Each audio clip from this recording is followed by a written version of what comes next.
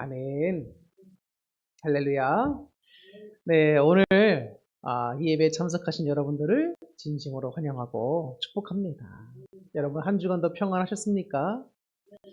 네, 오늘 거룩한 주일 아침 우리 하나님의 이름을 찬양하면서 이 예배 자리에 나오신 여러분들을 진심으로 환영하면서 여러분들에게 하나님의 크신 위로와 평강이 가득하기를 주님의 이름으로 축복합니다. 우리는 해마다 하나님께 복을 구하죠.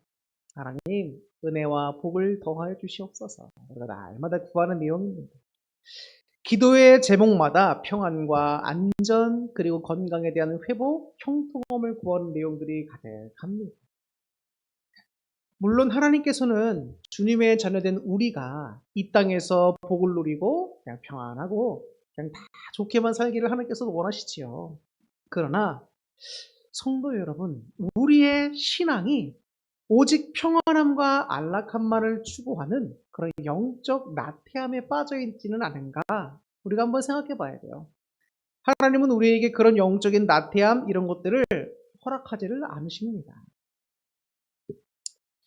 자, 조금만 삶이 뜻대로 풀리지 않으면 우리는 쉽게 때로는 낙담하기도 합니다. 믿음이 있어도 때로는 마음속에 낙심이 들어올 때가 있어요. 그리고 약간의 경제적 손해를 보거나 인간관계의 갈등만 생겨도 하나님 왜 나에게 이런 시련을 자꾸 주십니까? 라고 우리가 원망 섞인 한탄을 쏟아낼 때도 있습니다. 그런데 오늘 본문이 기록된 사도행전을 우리가 묵상을 하다 보면 우리의 이러한 온실 속 화초 같은 그런 나약한 신앙을 사정없이 뒤흔들어 버리는 한 거인과 마주하게 됩니다. 그 사람은 바로 사도 바울이에요. 사도 바울의 삶은 2000년이 지난 오늘날 우리 현대 크리스천들에게 매우 거대하고 묵직한 영적인 도전을 줍니다. 바울이 걸어간 발자취를 보면 바울이 왜 우리 신앙의 위대한 모범이 될 수밖에 없는지를 우리가 금방 깨닫게 돼요. 바울은 어떤 사람이었습니까? 사도행전 9장을 보면 이 바울은 원래 사울이었죠. 그런데 그는 원래 예수님 믿는 자들을 잡아가두고 잔멸하려던 포악한 박해자였습니다. 그래서 9장 1절과 2절을 보면 이렇게 말씀이 나와 있습니다.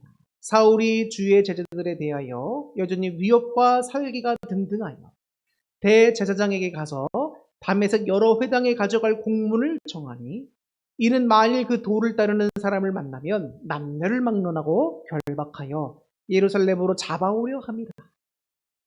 대제사장이 명령한 것도 아니라 자기가 제사장에게 가서 공문을 청한 겁니다. 그러니까 이만큼 적극적이면서도 예수님을 크게 박해했던 사람, 그 사람이 바로 바울이었다는 거예요. 세상적인 기준으로 보면 바울은 어떤 사람입니까? 가말리엘이라고 하는 아주 권위 있는 바리새파 선생의 제자였습니다. 로마의 시민권을 가졌었어요. 여러분 지금 살인죄를 지면 그에 합당한 벌을 받지 않습니까? 근데 로마 시민권을 반납하면 그 모든 죄를 다 면해줬어요. 그만큼 로마 시민권은 가치가 있던 겁니다. 근데 그런 로마 시민권도 가졌단 말이에요. 쉽게 말하면 바울은 유대 사회의 탄탄대로를 달리던 엘리트 중에 엘리트였습니다. 그러나 그가 다메섹 길 위에서 부활하신 예수님을 만난 그 순간 그의 인생은 180도 완전히 뒤집어졌어요.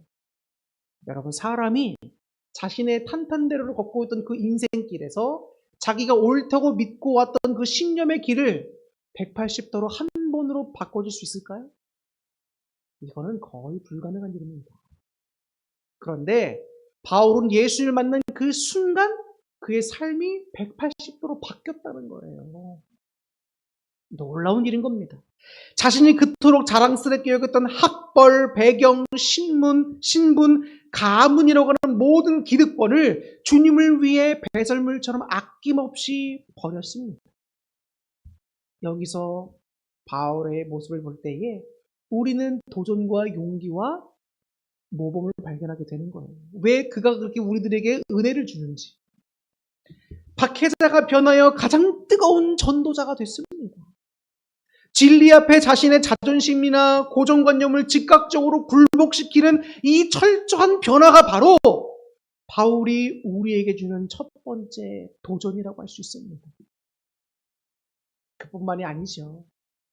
바울은 사명을 위해서라면 자신의 안위나 생명조차 조금도 아까워하지 않았다는 것에서 우리에게 또한 도전을 줍니다.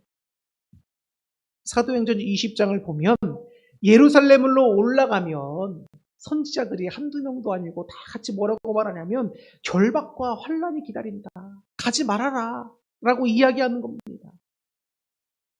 그런 경고를 들었음에도 불구하고 바울은 발걸음을 멈추지 않고 주님을 위해서라면 내 목숨도 아끼지 아니한다고 하면서 갔습니다. 그게 사도행전 20장 22절부터 24절에 나와 있습니다. 제가 읽어드리겠습니다. 보라, 이제 나는 성령에 매여 예루살렘으로 가는데 거기서 무슨 일을 당할는지 알지 못하노라. 오직 성령이 각 성에서 내게 증언하여 결박과 환란이 나를 기다린다 하시나 내가 달려갈 길과 주 예수께 받은 사명 곧 하나님의 은혜의 복음을 증언하는 일을 마치려 하면은 나의 생명조차 조금 더 귀한 것으로 여기지 아니하노라. 아멘. 여러분 얼마나 당당하고 위대한 고백입니까? 만약에 하나님이 예언자를 통해서 지금 이 시간은 여러분들에게 여러분들의 이제 조금 있으면 그 미래에 아주 심한 환란과 고난과 결박이 기다리고 있다라고 예언이 떨었다고 생각해 보세요. 여러분 그 길을 피하고 싶겠습니까? 그 길을 걸어가고 싶겠습니까? 피하고 싶은 게 인간의 마음입니다. 근데 바울은 자신의 안위와 생명을 생각하기보다는 차라리 내가 결박되고 잡히고 생명의 위협을 받을지언정 예수님의 복음을 위해서라면 나는 가겠다는 겁니다. 얼마나 여러분 위대한 인물입니까? 하나님이 귀하게 쓰신 인물이죠. 그의 이런 모습을 볼 때 우리는 오늘날 우리의 신앙에 또 다른 도전과 용기를 얻습니다. 사랑하는 성도 여러분, 바울은 환경의 한계나 신분의 제약을 핑계 삼지 않았어요. 내가 뭘 할 수 있을까? 내가 가진 것에서 뭘 할 수 있을까? 내가 잡혀가고 내 생명을 위협받는 순간 속에서 내가 뭘 할 수 있을까? 그런 걸 따지지 않았다는 거예요. 하나님이 보내시면 가고 하나님의 전하라고 하신 예수님은 내가 꼭 전하고 말겠다. 이 사명감 갖고 간 거예요. 사랑하는 성도 여러분, 그렇다면 도대체 무엇이 바울을 이토록 뜨겁게 움직이게 만들었을까? 우리 한번 좀 생각해 봐야 됩니다. 왜 그러냐면 부활의 주님을 만난 감격이 그의 심장에 흐르고 있었기 때문이에요. 예수님을 만난 그 감격. 오늘 이 아침 우리도 바울의 삶을 깊이 들여다보면서 우리가 안일함 속에 잃어버렸던 신앙의 거친 야성과 복음의 순수한 열정을 다시 회복하는 은혜의 시간 될 수 있기를 소망합니다. 여러분, 참된 신앙의 실력은 어디서 드러나게 될까요? 참된 신앙의 실력은 고난 가운데 빛을 발하게 됩니다. 평안할 때, 순조로울 때 나타나는 것이 신앙의 실력이 아니에요. 진짜 실력자들은 정말 필요한 순간에 팍 그 일을 해내는 사람들이죠. 신앙의 실력도 마찬가지라는 거예요. 진짜 믿음의 진가는 내 삶과 내 신앙의 칠흑 같은 어둠이 찾아올 때에, 사방이 꽉 막힌 듯한 극심한 고난이 찾아올 때에 비로소 증명이 되는 겁니다. 주님, 저는 주님을 믿습니다. 어떤 상황도 흔들리지 않겠습니다. 했는데 진짜 어려운 순간을 맞닥뜨렸어요. 그때 성령님을 체험하고 주님의 도우심을 입기 전에 예수님의 12명의 다제자들은 도망갔습니다. 예수님을 배신했습니다. 주님을 절대 배신하지 않겠다고 자랑하던 그 수제자 베드로도 배신했잖아요.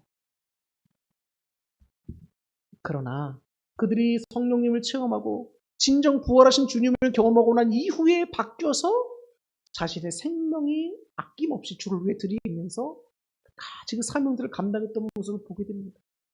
신앙의 실력은 여러분 어려운 순간 주님이 우리에게 허락하신 그 고난 속에서 빛을 발하게 된다는 거예요. 바울의 삶이 위대한 이유는 그가 평탄한 대로를 걸었기 때문이 아니라 상상을 초월하는 고난 속에서도 흔들리지 않는 믿음과 인내의 길을 걸어갔기 때문인 겁니다. 사도행전 14장을 보면 인간의 이성으로는 도저히 이해할 수 없는 아주 경이로운 그런 장면들이 나와요. 바울이 이제 루스드라 지역에서 복음을 전하고 있었을 때입니다. 1차 전도 여행 때죠. 루스드라를 지나서 더베까지 갔다가 다시 수리 안디옥으로 돌아오게 되는데 그 마지막 전도지 전인 루스드라에서 복음을 전할 때입니다. 그런데 안디옥과 비시디의 안디옥이죠. 그 안디옥과 이고니온에서 이제 바울이 복음을 전할 때 바울을 핍박했던 유대인들 무리가 있었습니다. 아주 극성인 자들이에요. 그 사람들이 이제 그 루스드라 지역까지 와서 군중을 충동질합니다. 그러면서 바울에게 돌을 던졌어요. 여러분 돌 맞아보신 적 있으십니까? 그런 적은 없으실 거예요. 왜냐하면 위험합니다. 돌이 굉장히 위험한 거예요. 그 맞은 사람 죽습니다. 자, 그런데 바울이 돌을 맞았습니다. 복음을 전하다가 그 복음을 전했던 이유 하나만으로 시기 질투하던 유대인들과 충동된 무리들에 의해서 돌을 맞았단 말이에요. 그래서 온몸이 찢어지고 피를 흘렸습니다. 죽은 것 같으니까 성 밖에 내다 버린 거예요. 얼마나 위험하고 비참한 순간입니까? 인간적으로 보면 야, 이제 복음전도 다 접고 돌아가자. 몸이나 회복시키면서 다른 방법을 강구해보자. 이럴 수 있습니다. 그런데 그 다음 순간 성경은 놀라운 역사적 사실을 기록하고 있어요. 사도행전 14장 20절입니다. 읽어드릴게요. 제자들이 둘러섰을 때에 바울이 일어나 그 성에 들어갔다가 이튿날 바나바와 함께 더베로 갔다라고 나옵니다. 바울이 일어났어요. 만신창이가 된 몸을 이끌고 가장 먼저 어디로 향했을까? 자신에게 돌을 던진 원수들의 섯을 버렇게 살아 숨쉬는 방금 전 그 사지인 루스드라 성으로 다시 들어갔단 말입니다. 성도 여러분, 바울이 무슨 슈퍼맨입니까? 아무 통증도 느끼지 못해서 당당하게 걸어 들어간 게 아니에요. 복음을 전하고 하다가 그 루스드라 지역에서도 바울을 따르고자 하는 제자들이 생겨나게 됩니다. 그런데 그 제자들이 바울을 업고 들어간 거예요. 부축하고 들어간 겁니다. 바울도 함께 들어가면서 그 온몸에 찢어진 그도 우리와 똑같은 성질 가진 인간이었는데 얼마나 아프고 힘들었겠습니까? 그러나 바울이 진짜 위대한 이유는 뭡니까? 그 정도 상처는 하루만 갖고 낫지 않아요. 그런데 그런 치유와 휴식의 순간을 하루라고 하는 시간 동안 잠깐을 갖게 되는데 그때도 복음을 전했단 말이에요. 우리가 읽은 이 말씀 이전을 쭉 읽어보면 그 사이에도 복음을 전하는 바울의 모습을 발견하게 됩니다. 루스드라의 어린 성도들이 낙심하면 어쩌나, 두려워서 믿음을 저버리면 어쩌나 하는 목회자의 심정으로 다시 성 안에 들어가서 그 쉬면서도 복음을 전한 거예요, 그들에게. 그리고 이튿날 다시 원래의 자신들의 베이스 캠프인 수리 안디옥으로 복귀한 게 아니라 복음을 전하러 더베라는 지역으로 또 가는 거예요. 대단합니다.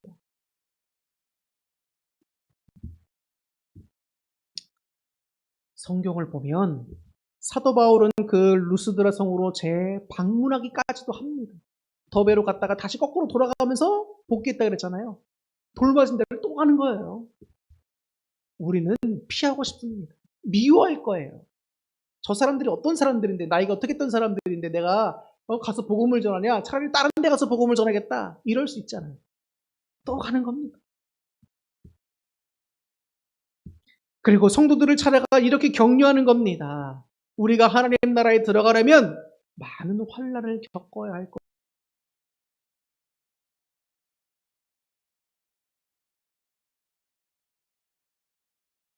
든든히 세우기 위해서 기꺼이 감당해야 할 영광스러운 흔적이었던 거예요. 흔적. 영광스러운 흔적. 교회를 든든히 세우고 성도를 든든히 세우기 위해 마땅히 감당해야 할 고난들은 영광의 흔적이었다는 겁니다. 놀라운 해석이에요, 여러분. 우리에게 닥쳐온 이 고난, 이해할 수 없고 받아들일 수 없는 이 어려움들을 사도 바울처럼 신앙으로 여러분 한번 받아들여 보세요. 이건 영광의 흔적이다. 나라는 이 사람의 연약함과 부족함과 고난을 통해 하나님 영광 받으시려고 하는 통로가 된다. 얼마나 귀한 은혜입니까, 여러분. 오늘 우리가 함께 읽은 본문 말씀인 사도행전 16장의 배경은 사도 바울이 빌립보 감옥에 갇힌 사건입니다. 복음을 전하다가 빌립보 지역에서 감옥에 갇히게 돼요. 이 말씀에서는 우리에게 더 깊은 영적인 전율을 선사해줘요. 바울과 실라가 빌립보라고 하는 성에서 귀신 들려 점치는 여종 한 사람에게 귀신을 쫓아줌으로 그 사람을 고쳐줬습니다. 주님의 능력으로 한 영광을 그 매여있던 귀신으로부터 자유케 하고 고쳐주고 건져낸 영광스러운 일이었죠. 그런데 그 대가가 뭡니까?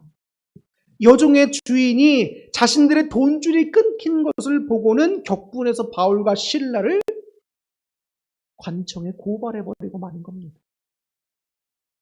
그래서 감옥에 갇히게 된 거예요. 오늘 본문 22절과 23절 한번 보세요. 상관들이 사도 바울의 옷을 사정없이 찢어버립니다. 그리고 수많은 군중이 보는 앞에서 매로 치라고 명합니다. 로마의 무자비한 태장 소리와 함께 바울의 등에 살점은 찢어져 나가고 온몸은 또한 피투성이가 됩니다. 이건 2차 전도 여행 때죠. 한번 보세요.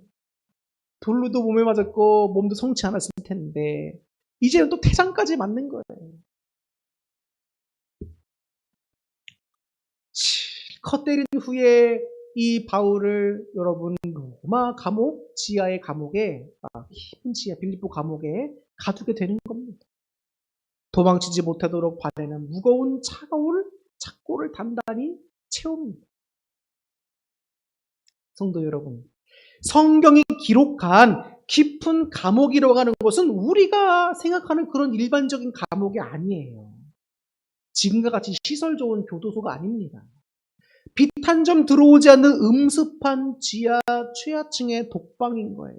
여기는 사방에는 쥐가 끓고 벌레가 들끓고 온갖 오물이 가득하고 더럽고 비위생적이고 사람이 견딜 수가 없는 그런 곳이란 말입니다. 온몸은 피와 땀으로 범벅돼서 욱신거립니다. 깨끗한 곳에 몸을 뉘어도 모자를 파며 여러분 이렇게 오물과 벌레와 쥐와 온갖 세균이 들끓는 그 진흙바닥에 여러분 있다고 생각해 보세요. 이게 여러분 차가운 쇳덩이인 착고는 진물은 발목을 파고드는 지옥 같은 고통을 주고 있는 겁니다. 이런 자리에 있는 거예요. 지금 바울이. 죄를 지었습니까? 아니에요. 귀신 들린 여종을 복음을 전하면서 온전케 했던 그 이유 하나만으로 갇힌 겁니다. 우리가 만약에 이 자리에 있었다면 어떻게 했겠습니까? 한번 생각해 보세요. 억울함과 서글픔이 극에 달하지 않겠습니까? 내가 주를 위해 이렇게 헌신하며 고통스럽게 지내고 있는데 주님 나에게 왜 이러시는 겁니까? 라는 소리가 한 번쯤은 안 나오겠습니까? 하나님, 내가 내 맘대로 여기 온 겁니까? 아니잖아요. 하나님이 환상 중에 마게도냐로 가라고 하시는 그 환상을 보고 주님 뜻에 따라온 거 아닙니까? 근데 왜 나에게 이렇게 하십니까? 라고 할 수 있지 않습니까? 원망과 탄식, 낭패감에 밀려오는 것이 어떻게 보면 인간의 당연한 연약함의 모습이에요. 바울과 실라도 우리와 똑같이 아픔을 느끼고 억울함을 아는 인간이었습니다. 그런데 놀라운 거예요. 그 옥에 갇혀서 아픈 몸을 입고 있는 그 한밤중에 빌립보 감옥의 사방을 짓누르던 정적을 깨는 믿을 수 없는 소리가 들려오기 시작하는 거예요. 본문 25절을 다 같이 한번 읽어보겠습니다. 25절 시작. 한밤중에 바울과 실라가 기도하고 하나님을 찬송하며 죄수들이 듣더라. 아멘. 사랑하는 성도는 보십시오. 바울과 실라는 옥중에서 신세를 한탄하거나 억울하다고 하나님께 원망하거나 울부짖지 않았어요. 오히려 그들은 그 고난의 한복판에서 하나님을 향해 무릎 꿇고 기도하며 목도를 높여 찬송하기 시작한 겁니다. 이런 바울의 모습을 볼 때 우리는 많은 도전과 용기를 얻는 거예요. 어떻게 이럴 수 있을까? 여기서 우리가 절대 놓치지 말아야 될 영적 진리가 있습니다. 바울과 실라가 언제 찬송했다고요? 가장 어려울 때입니다. 지진이 일어나고 감옥문이 열린 후에 찬송한 게 아니에요. 착고가 풀려나고 자유의 몸이 된 후에 기뻐한 게 아닙니다. 여전히 온몸은 피투성이요 발은 착고에 묶여있고 사방은 칠흑같이 어두운 바로 그 한밤중 최악의 상황에서 찬송을 드렸단 말입니다. 찬송에는 능력이 있습니다. 상황이 풀려서 감사한 게 아닙니다. 환경이 좋아져서 기뻐한 게 아닙니다. 감옥에 갇혀 있으나 여전히 나의 구원자가 되시며 내 삶의 주인 되시는 그 예수님 한 분만으로 인하여서 감사의 제사를 거기서 드린 거예요. 그들의 찬송 소리는 어떤 능력이 나타났습니까? 감옥의 두꺼운 벽을 뚫고 나아갑니다. 곁에 있던 다른 죄수들에게 선명히 들립니다. 죄수들은 충격을 받았을 거예요. 저것들 제정신인 건가? 저 사람들은 대체 누군데 이 한밤중에 만신창이가 돼서 들어왔는데 찬송을 부르고 있는 건가? 이렇게 생각할 수 있는 거예요. 이것이 바로 여러분 세상에 감당할 수 없는 진짜 신앙인의 힘이에요. 믿는 사람들이란 믿는 사람들과 같은 모습을 보여야 됩니다. 바울의 육체는 비록 차가운 감옥에 갇혀 있었지만 그의 영혼은 그 어떤 권력과 고난으로부터도 결코 묶을 수 없는 완전한 자유와 기쁨을 누리고 있던 거예요. 누구로 인하여? 하나님으로 인하여. 그렇기 때문에 우리가 항상 범사에 기뻐하고 항상 감사할 수 있는 겁니다. 오늘날 우리의 모습은 어떻습니까, 여러분? 우리는 환경의 지배를 너무나 쉽게 받습니다. 지갑이 채워지고 내 뜻대로 기도가 착착 응답될 때는 할렐루야를 외치죠. 그러나 조그만 내 밤에 한밤중 같은 어둠이 찾아오고 인간관계의 차가운 착고가 내 발을 묶는 것 같으면 금세 찬송을 잃어버리고 불평이 나옵니다. 얼굴에는 수심이 가득하게 됩니다. 그러나 바울이 보여준 신앙은 환경에 좌우된 나약한 신앙이 아니었어요. 오히려 거친 환경을 기도로 돌파하고 밀려오는 고난을 찬송으로 압도해버리는 위대한 영적 야성이 그에게는 있었습니다. 우리에겐 그런 영적 야성이 있어야 돼요. 고난이 다가오면 예수님의 이름으로 명하면 물리쳐 나가는 신앙의 야성이 있어야 돼요. 그런데 그런 고난이 다가오면 난 못해. 난 두려워. 주님 왜 이러십니까? 이러면 안 된단 말이에요. 이러한 바울의 흔들리지 않는 신앙의 야성은 성경 속의 옛날 이야기로만 끝나지 않습니다. 교회의 역사를 보면 바울같이 어떤 혹독한 고난 앞에서도 환경을 초월한 찬송과 고백을 믿음을 드렸던 거인들의 모습이 계속 이어져 왔어요. 실화입니다. 20세기 중국의 교회가 이제 개척이 됩니다. 그 교회의 영적 지도자이자 위대한 복음 전도자였던 워치만 리라고 하는 목사님의 실화 이야기입니다. 이 워치만 리 목사님은 오직 예수님의 복음을 전했다는 그 이유 하나만으로 공산당 정권에 의해 체포당하게 됩니다. 그리고 무려 20년이라고 하는 긴 세월 동안 깊고 어두운 그 감옥에 갇혀서 지내야 됐어요. 악명 높은 수용소 안에서 이 워치만 리 목사님이 겪어했던 고통은 말로 다 표현할 수 없습니다. 여러분, 공산당에게 인권은 없습니다. 명심하셔야 돼요. 우리나라 여러분 잘 지켜보시면서 기도 많이 하시기 바랍니다. 설상가상으로 여러분 매일같이 높은 중노동, 고문 등이 이어지고 심장병까지 앓게 되면서 숨을 쉬기조차도 힘든 육체적 한계 속에서 매일매일 20년간 보냈단 말입니다. 얼마나 고생한 겁니까? 주를 전했다는 이유 하나만. 외부 가족과 면회도 안 되고 온전한 연락조차도 완전히 차단된 채 철저한 외로움과 고독과 힘겨움 속에서 싸워야 됐어요. 세상적인 시각으로 보면 그의 인생은 완전 실패한 인생인 겁니다. 망한 인생. 바보 같은 인생. 감옥에서 비참하게 잊혀져가는 존재. 마침내 1972년 워치먼 디 목사님은 차가운 감옥 안에서 홀로 외로이 숨을 거두게 됩니다. 그가 세상을 떠난 후에 감옥의 교도관들이 이제 그가 죽었으니까 그 물품들을 다 정리하면 치워야 되잖아요. 근데 유품을 정리하던 중이었어요. 그 워치먼 디 목사님이 누워있던 딱딱한 침상 머리맡 밑에서 작게 접힌 종이 조각 하나가 발견되게 됩니다. 교도관들이 뭔가 열어보니까 그 종이 위에는 심장병과 고문의 후유증으로 이제 힘겹게 떨리는 늙은 목회자의 손글씨로 적힌 글씨가 이렇게 적혀 있었습니다. 읽어드릴게요. 그 내용은 간단합니다. 그리스도는 하나님의 아들이시다. 그분은 죄인들을 대속하기 위해 십자가에서 죽으셨고 3일 만에 부활하셨다. 이것이 우주에서 가장 거대한 진리다. 나는 이 그리스도를 믿다가 죽노라. 이 짧은 문장을 써놓은 거예요. 끝까지 죽으면서도 복음 한 줄을 딱 적어놓고 나는 이런 예수님을 전해 죽었다. 이렇게 적어놓은 거예요. 실화라는 얘기예요. 실화. 사랑하는 성도 여러분, 20년 동안 모든 자유를 뺏겼습니다. 육체의 질병과 고통 속에 죽어가는 그 순간에도 워치먼 디 목사님의 심령 속에 흐르던 신앙의 고백은 결코 꺾이지 않았다는 거예요. 2000년 전 빌립보 감옥 한밤중에 울려 퍼졌던 바울과 실라의 찬송 소리가 20세기 중국의 어두운 수용소 안에서도 똑같이 울려 퍼졌던 겁니다. 세상의 사슬은 그들의 연약한 육체를 묶을 수 있었고 가둘 수 있었지만 그들 중심에 살아 숨쉬는 예수 그리스도의 생명만큼은 결코 묶어둘 수 없었습니다. 고난이 깊어질수록 그들의 신앙은 더욱 정금같이 빛났습니다. 환경이 거칠어질수록 그들의 영적인 야성은 더욱 강력하게 세상을 압도했습니다.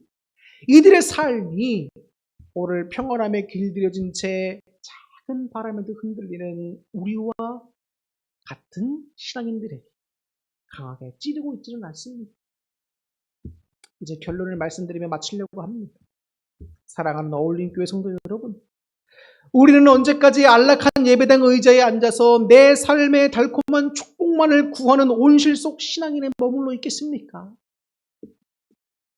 세상의 작은 풍파와 시험에 이리저리 흔들리는 낙심하는 나약한 모습을 이 시간 주님 앞에 철저히 회개하기를 바랍니다.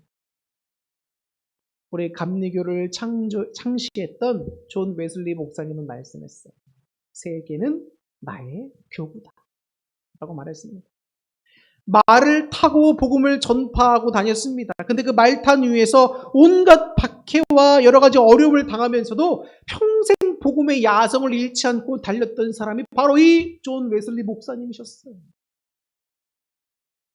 웨슬리가 붙잡았던 그 뜨거운 복음의 열정, 바울이 바라봤던 그 부활의 주님, 그리고 워치먼 디 목사님이 목숨 걸고 수호했던 그 영원한 진리가 오늘 이 자리에 예배하는 저와 여러분의 가슴 속에도 동일하게 흐르게 되기를 주님의 이름으로 축복합니다.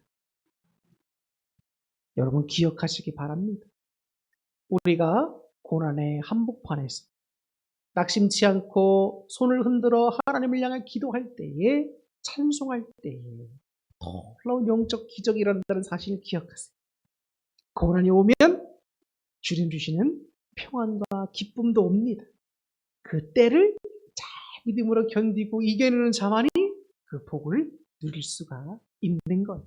그럴 때 여러분은 고난을 피하지 않고 믿음으로 정면을 돌파했던 바울처럼, 이 워치먼 디 목사님처럼, 웨슬리 목사님처럼 여러분도 세상에 감당할 수 없는 믿음의 거인으로 우뚝 서시게 되는 거예요. 우리 아이들을 키우면서 부모로서들 갖는 마음은 고통당하지 않고 환난당하지 않고 잘 컸으면 좋겠다는 바람이 있지만 고통과 환난은 반드시 이 아이들에게 다가옵니다. 인생의 어려움 반드시 다가와요. 근데 그런 어려움들을 이 아이들이 겪으면서 성장하게 되고 깨닫게 되는 겁니다. 아, 내가 이렇게 하면 안 되는구나. 이런 상황 속에서 이런 것이 맞는 거구나. 아, 이런 것이 또 하나님 뜻이 있구나. 아, 나라는 삶의 가치가 이런 데 있는 거구나. 그 어려움과 고통 속에 깨닫게 되는 거예요. 그렇지 않으면 사람은 성장하지 않습니다. 교만하고 나약한 온실 속의 화초와 같이 되는 거예요. 주님이 우리에게 물질의 어려움, 때로는 건강의 어려움, 때로는 환경의 어려움을 주셨다면 그것은 우리에게 견딜 만한 고통을 허락하신 겁니다. 왜? 연단시키시고 하나님 영광 받으시고 우리에게 복 주시기 위해서. 분명히 믿으세요, 여러분. 하나님은 여러분과 함께 하십니다. 제가 여러분들을 위해서 기도하면, 우리 사모님과 함께 기도하면 하나님이 여러분들을 너무 기뻐하세요. 그리고 여러분들에게 말씀하십니다. 믿음의 선포를 하여라. 나를 믿고 나에게 도움을 구하여라. 내가 너희를 도와주리라. 이게 제 말 아닙니다. 하나님이 여러분들에게 하시는 말씀이에요. 마음속에 새기시고 믿음의 실천을 하세요. 하나님이 반드시 여러분들을 도와주십니다. 어떻게 살아계셔서 나의 삶을 이끌어가시고 도움을 주시는지를 한번 경험해 보시란 말이에요. 더 이상 환경 탓하지 마세요. 더 이상 뭐 부족한 거 탓하지 마세요. 인간관계의 억울함 뒤에 숨지도 마십시오. 우리 사도 바울처럼 우리에게 돌을 던지는 거칠고 험한 세상 속을 향해서 믿음으로 당당히 걸어가. 바울처럼 나는 믿음의 선한 경주를 다 달리고 지금까지 싸워 이겨왔다라는 고백을 하실 수 있기를 주님의 이름으로 축원합니다. 기도하겠습니다.